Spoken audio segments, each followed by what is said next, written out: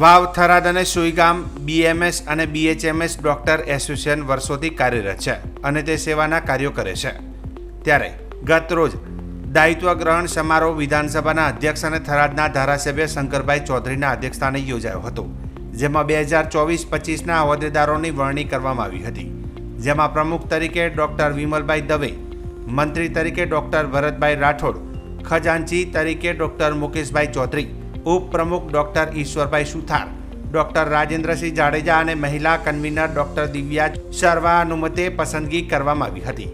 આ નવીન કારોબારીનો દાયિત્વ સમારોહ થરાદની હોટલ ડેઝન્ટ ખાતે કરવામાં આવ્યો હતો. વાવ થરાદ અને સુઈગામ બીએએમએસ અને બીએચએમએસ એસોસિએશનના સમસ્ત ડોક્ટર સહપરિવાર હાજરી આપી હતી. આ દાયિત્વના સમારોહમાં મેડીપોલીસ લાઈફ કેર હોસ્પિટલ પાલનપુરની વિશેષ સહયોગ સાંપડ્યો હતો.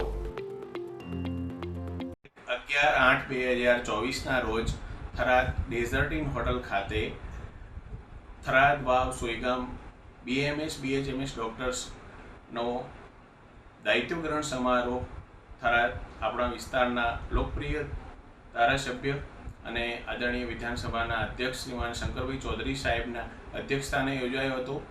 જેમાં બહોળી સંખ્યામાં બીએમએસ બીએચએમએસ ડૉક્ટરોએ ભાગ ફેમિલી સાથે વધાર્યા હતા. સાહેબે બધાને માર્ગદર્શન આપ્યું હતું, જેમાં